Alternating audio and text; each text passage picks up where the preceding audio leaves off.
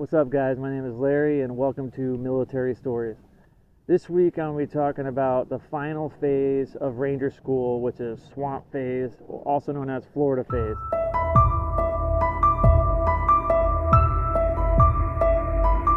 The last couple of weeks, I've been going over the different phases. I've gone over the initial phase, which is bending or jungle phase, and then the week after that, I did the mountain phase, which is done in Dahlonega, Georgia, the northern phase, or northern part of Georgia. I'll put links to that, to the first phase and the second phase. If you haven't checked that out, go ahead and check that out.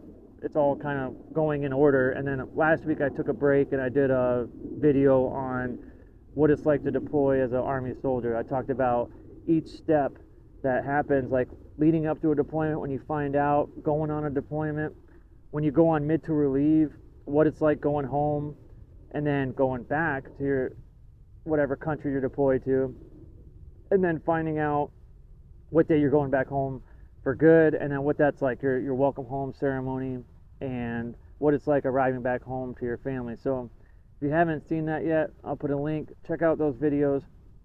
This week we're going to be talking about the last phase of Ranger School. So if you've made it this far, you're in the last phase, and you'll be graduating after this phase. You've been through bending, jungle phase, where you learn, like, you have Hell Week first, and then you have your introduction to platoon tactics, infantry tactics, which is like movement to contact, raids, ambush, recon, and you start to learn the basics of that. There's a lot of classroom time out in the woods where you're getting taught all these things, and the ranger instructors they work with you some, and you're put on a patrol.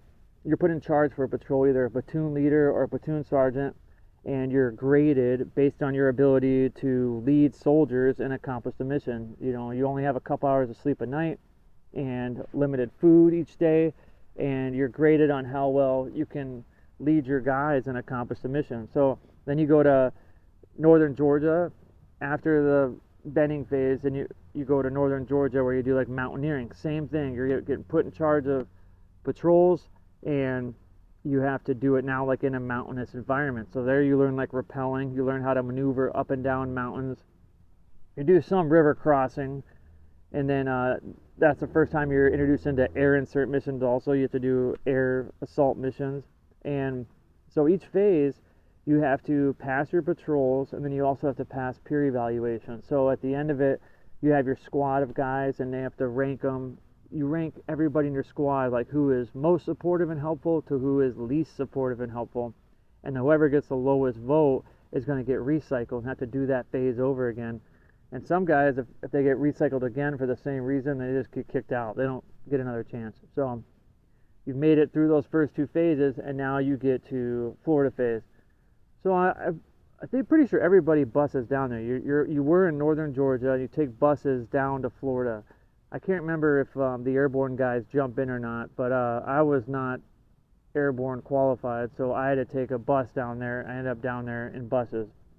But you get down to this little camp, and it's right outside of Eglin Air Force Base, and it's called Camp Rudder, and that is where the final phase of Ranger School is done. It's kind of near like Fort Walton Beach. I remember that being nearby on a couple of our missions, so it's kind of near that area. But this is considered the run phase. So the ranger instructors are not giving you much guidance, they're not giving you much instruction. You're expected to know basic infantry tactics and lead your guys at this point. So there's very minimal oversight, and the missions are more complex, they're evolving, they're changing. You have to use critical thinking skills along with the 5 principles of patrolling. Your leadership is tested. You start learning waterborne techniques. You move in small boats, which are called Zodiacs. You do boat movements. You have to go through water obstacles and learn how to cross rivers using like a one rope bridge, or how you're going to get everybody across a moving body of water with all your gear. The patrols are anywhere from 5 to 20 kilometers, which is a few miles to 15 miles that you're moving each day. You're still only getting a couple hours of sleep a night. You're getting 2 MREs a day, and you have to conduct your patrols and be successful and be able to problem solve and adapt, because sometimes you'll be moving and you're in charge and they're like, all right, you need to do a recon at this location. So you start moving there, and then halfway through the day the ranger instructor could be like, hey, I'm changing plans, now I want you to do a raid at this grid. So now you have to change what you're doing, come up with a plan, and control your guys to a new objective. And you're moving through swamps. You have to, like I said, with like coming across rivers, you have to figure out a way to get across rivers. There's a couple of trucking convoy movements, and you eventually go across the Yellow River, and you cross the Santa Rosa Sound and do a raid on Santa Rosa Island. I was in charge for that one. I'll talk about that in a minute. And you fail if you have a lack of clear and concise communication to your guys. That could be a reason to fail your patrols. So you have to give good instruction to your guys so that they know what you're doing. I mean, it's all sand. I remember one of the most difficult things was walking in boots through sand with a rucksack and a rifle, all your gear. First you're in a jungle where you're walking through thick stuff, you're getting all cut up. Then you're in the mountains and you got to figure out how to maneuver up and down crazy terrain. And then you're in the swamps and you got to figure out how to move through swamps and sandy environment with all your gear, all your guys. So there was one time I was put as a leader, platoon sergeant, and we had a raid on an island, which is like they have like this tip point of Eglin Air Force Base where it's like a little island and it goes out on this point. So we started off the day and we get in Zodiac boats. I'll put a picture of what those look like, but there are these black boats where you fit like 7 guys to a boat. Oh, no, maybe it's 9, because on each side, each tube, you straddle it. You straddle the left side, straddle the inflated part, and then on the right side, you straddle that. So I believe it's either 3 or 4. I'd have to double check, but on each side, they're straddling, and then you have one machine gunner up in front. So you have the gunner set up on the front of the boat, facing forward, and then the rest of the guys are on the side, and you have to paddle. And we would move for hours and hours. You would be paddling sometimes like all day long, like you're moving miles and miles and miles on these rivers, and parts of it like I said, in the Sound or in the part ocean, and it is just exhausting. You don't get to change sides. You're just doing one side all stinking day long. And there's usually a ranger instructor in your boat, and if he sees somebody slacking off, he's going to call you out for it. He's going to yell at you for it. At this point of the school, you need to carry your own weight. There is no slacking, I'm tired. You need to carry your own weight. So I was called as a leader that day, and I was the platoon sergeant, which means you have to control your guys and be in charge of men, weapon, and equipment, and conduct the raid when you get there. So I wasn't necessarily in charge of the movement there. I'm pretty sure the lieutenant or the platoon leader was in charge of the movement, but once we got there, I had to conduct the raid and tell people where to go once we got there. So I remember we were paddling and we start to like move on this inlet part of body of water, and I look over and there's like oceanfront resorts and hotels, and there's like a bunch of dudes, like frat boys partying. They're all like partying, and here we come, and it's like it just became dark out, and here we are paddling. And I remember these guys were up there, and they were up on their balconies, and like, who are those guys? What are they doing there? We're all paddling by.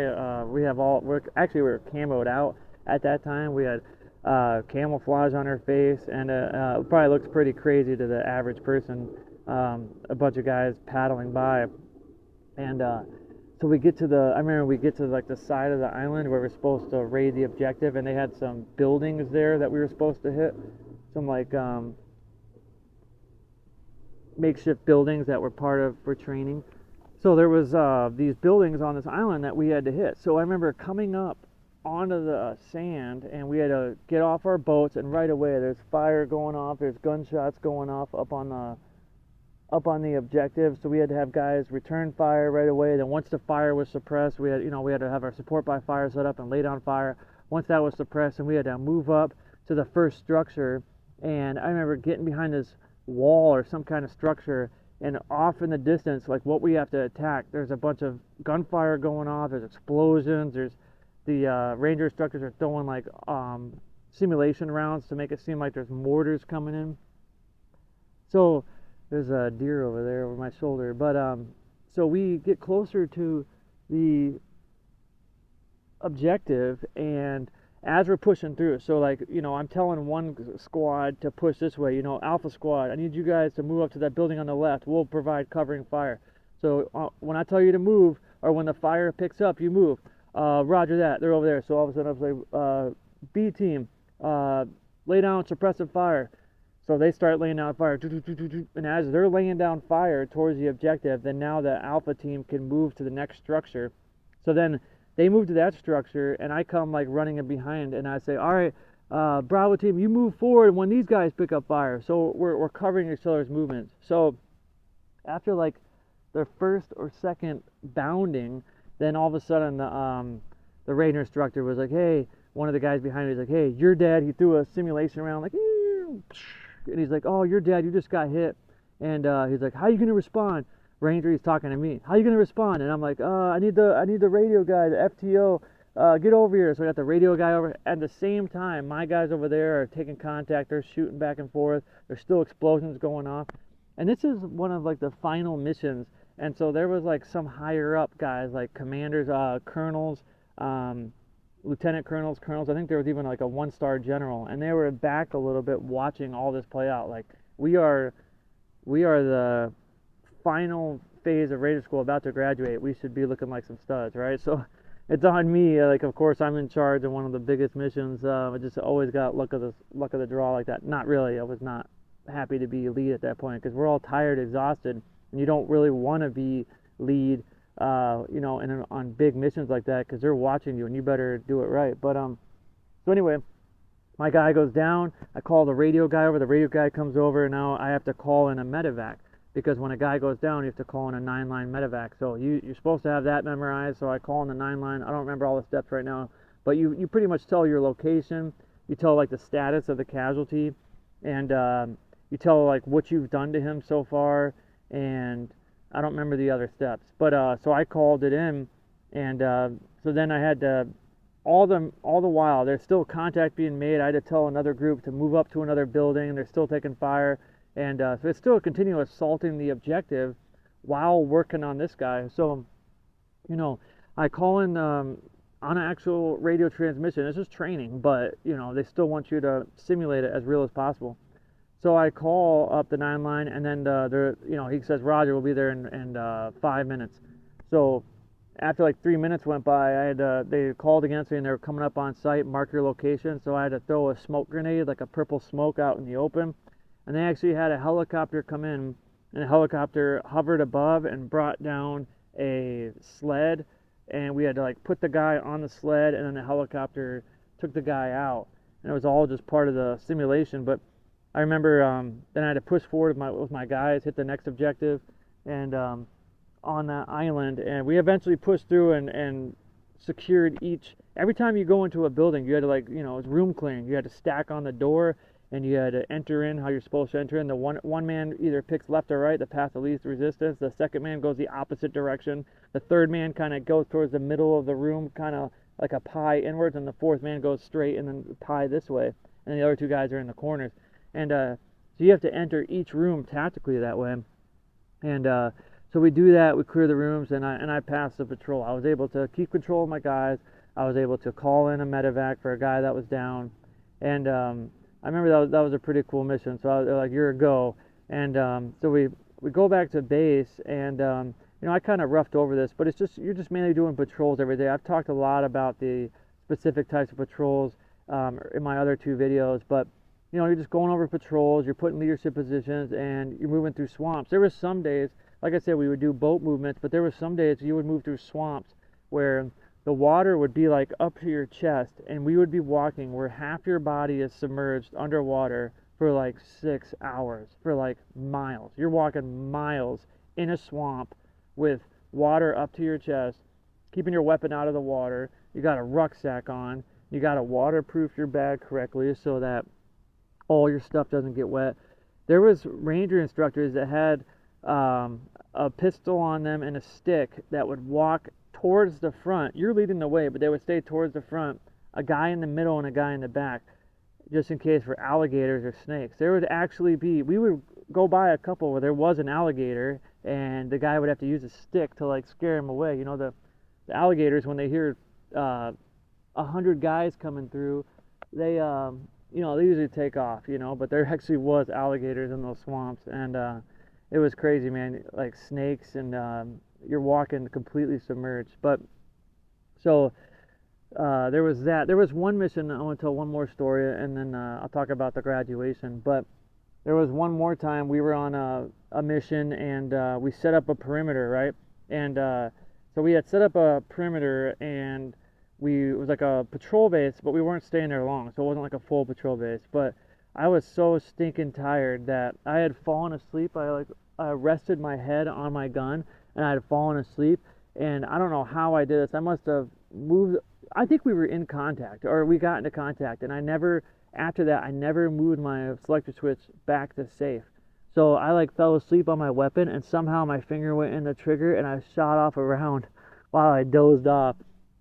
And the shot woke me up, you know, I was like, bang, and I woke up, and it was just instinct. Like, when you're shooting and you're done shooting, you put your weapon on safe, and you close the dust cover. There's a dust cover on the right side of the rifle. I'll show a picture of that. But you immediately put your weapon on safe, and you usually close the dust cover because you don't want to get dirt on your barrel, or I'm sorry, on your bolt, because that's like the #1 cause of malfunction is dirt and crap on your bolt. You want to keep that well lubricated and clean. So it was just instinct to close my dust cover. So I accidentally shot the round, and a few seconds later, the ranger instructor comes running and goes, "Who was that? Who shot that round?" Because it was like an accidental discharge. You can get in big trouble for that. There was guys that lost rank that, you know, if you could get sent home, you could lose rank, you get in big trouble if you accidentally discharge your weapon, because you could kill somebody, you could injure somebody. So the ranger instructor comes running over, and he was like, "Who was that?" And he like grabs my gun and turns it and looks at the dust cover and puts it back down and goes to the next guy. He's like, "Who was that? Was that you?" Goes to the next guy, and everybody's like, I don't know. And the guys next to me knew it was me, but they had my back. They didn't say like, "Yeah, he did it."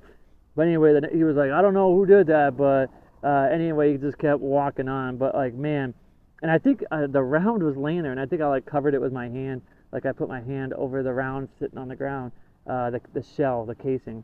And it was just funny. It was a funny moment falling asleep that I accidentally fired off a round and almost got in big trouble.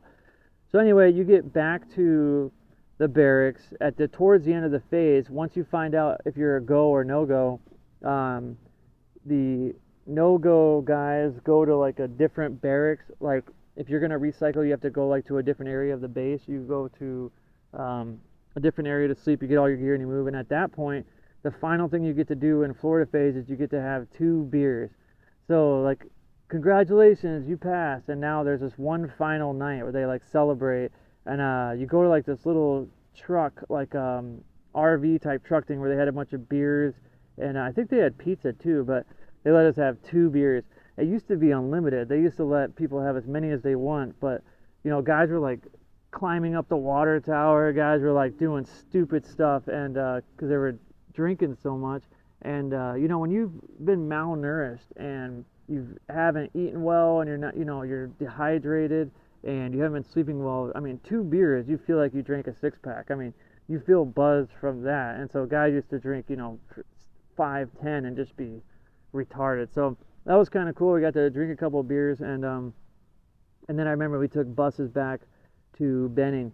So you get back to Benning, and now it's like you only have a couple days left, you know. So you've been there for like 60 days, and there's like 2 days left. Now you have to clean all your gear to turn it back in, because you brought some gear with you, but a lot of the LCE and like the weapons and stuff, you have to leave that there.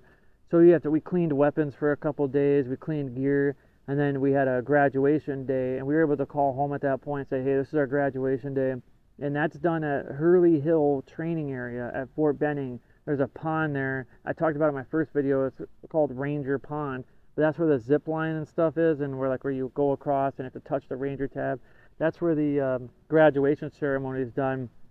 And it starts at like 9:30 or 10 o'clock in the morning, and it's like an hour long. But they do like Rangers in action. They do like a simulation where they have like explosions and helicopters come in and Rangers jump out into the water. These are like actually trained guys that are from Ranger Battalion, and they jump into water, and they do all these cool little stuff to show the families.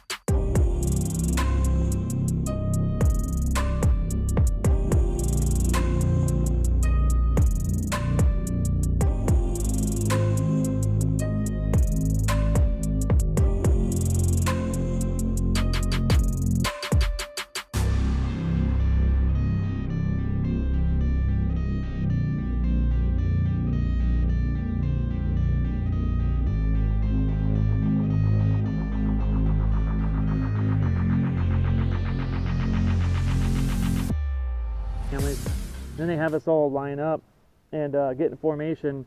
And I believe we said the Ranger Creed one last time. They stand there and they say each stand of the Ranger Creed, recognizing that I volunteer as a Ranger, fully knowing the hazards of my chosen profession. And recognizing that I volunteer as a Ranger. Recognize that I volunteer as a Ranger. Fully knowing the hazards of my chosen profession. Fully knowing the hazards of my chosen profession. I've always endeavored to uphold the prestige. Always endeavored to uphold the prestige. Honor. I aspire to call the Ranger. I aspire to call the Ranger. Acknowledging the fact that the Ranger is a moral lead soldier. Acknowledging the fact that the Ranger is a moral lead soldier. And so then at the end of it, he's like, Rangers, blah, blah, blah, you're dismissed. Your family can now come and put your Ranger tab on you. So my fiance had driven down from Wisconsin all the way to Georgia. She had to work the night before and had driven all night long to try and get down there, and she didn't make it. She was like an hour late. Like, we graduated and she showed up like an hour later. She was so upset. But my mom was there along with my brother, and my mom was there and was able to come down and put the tab on me. And that was a pretty cool moment. It's a big accomplishment to be able to make it through the school, make it through without recycling, and to get that Ranger tab. And so it was nice for my mom to be able to do that. And a lot of guys at the end, they look like they had come from a refugee camp. A lot of guys lose like 20 pounds. I didn't lose a lot of weight. I only lost a couple pounds just because I wasn't very heavy going in. I was kind of like a lighter guy. And, even eating 2 MREs a day, they're like 2,000 calories each, 4,000 calories. So yeah, we were burning a ton of calories, but I kind of maintained it. I think I lost like a pound or two, so I didn't lose a lot of weight. I'm still kind of like the same weight now. I don't know, I just always kind of been this weight. But so some guys lost a ton of weight. I didn't lose a lot of weight. And then you graduate and you head back to your unit, and that was crazy. I remember going back to my unit in Texas, and this was for me, it was completely different after that. Like I said in the first video, I was sent. It was me and like 3 other guys were sent, and every other guy failed like in the first week. So when I came back with the Ranger tab, it was I was the only guy in my whole company besides the officers, because officers that go to an infantry company, they get sent to Ranger school before they go to an infantry company. So most officers have the Ranger tab. And then, so yeah, I was the only one who graduated that got sent. And so I was the only like lower enlisted guy with Ranger tab. So, everybody gave me a lot of respect for that. I got promoted right after that. I went to the E5 sergeant board. Because it is a leadership school, you're taught how to be a leader in stressful situations. So I got promoted to E5. I was only 20 years old, and now I had my own team. I was a team leader, and we were about to deploy to Iraq again in the next couple months. So I had gone to the school, got the tab, and I was now a team leader and a sergeant, right before our next deployment. And we had a training mission I want to talk about real quick right before we left that I got an award for. You know, you can get like Army accommodation medals for like smaller stuff, and then you can get like an Army an Army Achievement Medal, and then you can get an ARCOM, an AAM, and an ARCOM.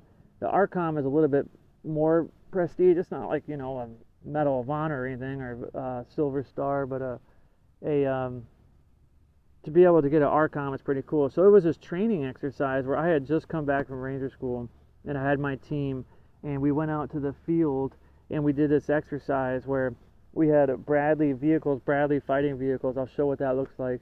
And we had to hit this objective, just like we were going to do in Iraq. We might use Bradleys to move to an objective. And so we get there, and the ramp goes down, and all the dismounts come running out, and I'm in charge, and we have to hit this little village of a couple houses. So I had a support by fire of like 3-4 guys that had machine guns. I had to tell them where to set up, what building to aim at, to shoot at. Then I had like another assault squad. I had to tell them which buildings to hit. So I would have my support by fire light up a building. Then I would have them shift fire to another building. Then I would have my assault squad go hit that building. So they shoot first to lay down fire on that building, and then the assault guys go in and clear the building afterwards to make sure that we got any enemy combatants or whatever. So we did first we did it dry, where we ran through it. I'm yelling, everybody telling everybody where to go, and then we did live fire with real bullets. And you know, I'm in charge, and I'm telling them when to shift fire and when the next guy is to move. If I don't tell them when to shift and when to move correctly, we're going to have our own guys running into a building that we're shooting at. So, and then after you do that, then we did night fire. We waited till night. This was like later in the day, midday till later in the day. And then we did a night fire of the same exact run. And that was crazy. So now you have nods on, you have night vision goggles, you have your weapons with like lasers, like a PEQ-2 or a PEQ-4. It's an abbreviation, like PEQ-2 or PEQ-4. But anyway, it's an infrared laser on your weapon that you can only see with night vision. So we have that on our weapons. And so same exact thing. I have to tell support by fire to light up this building, to shoot it, to shift fire, to have the guys. And now it was nighttime, and we couldn't really see our guys that well in the dark. So I had them use chem lights. I don't know if you've ever seen chem lights. They like break, you shake them and they break and they glow. So I had like 2 guys of the assault squad, whenever they hit that building and they're ready to move, to throw the chem lights. And then I know they're ready to move the next building. So then I tell my guys to shift fire, then they hit the next building, then shift fire again, hit the next building.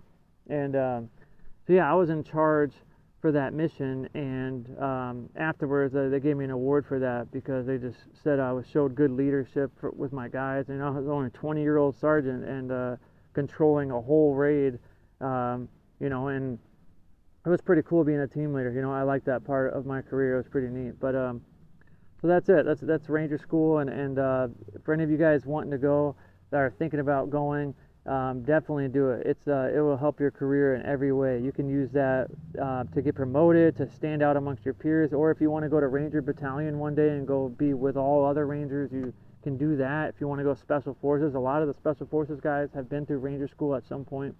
So it'll help your career and help you get promoted, and it'll also instill a lot of discipline and help you to become a good leader. So if you're ever considering going, if you get the opportunity to go, if you're a regular Army soldier or you're in a different branch and you get the chance to go, definitely take it. It's a school that's definitely going to help your career. So thank you for watching. Next week I'm probably going to do I had a couple of basic training stories, and some people have asked about basic training, so I might talk about basic training, or I'm going to talk about the private security contracting, like what you have to do to become a contractor. And also I took notes every day what we did each day while we were training before I was able to actually go contract overseas. I went to Iraq for a government agency base. I'll talk about what agency that was in the video, but I took notes each day of what we did, so I can literally describe what it's like to train to be a contractor for a government agency overseas. And I think that'd be a cool video to talk about, and what the requirements are to get in, and what that's like training for that. But thank you guys for following along. If you haven't already, subscribe, comment on something you like about the video, comment on any ideas you have of future stories, or if different background setting. I talked about in my last video If you have other suggestions for background, or if you'd prefer like a studio setting, let me know. Thank you guys for watching. Take care. God bless.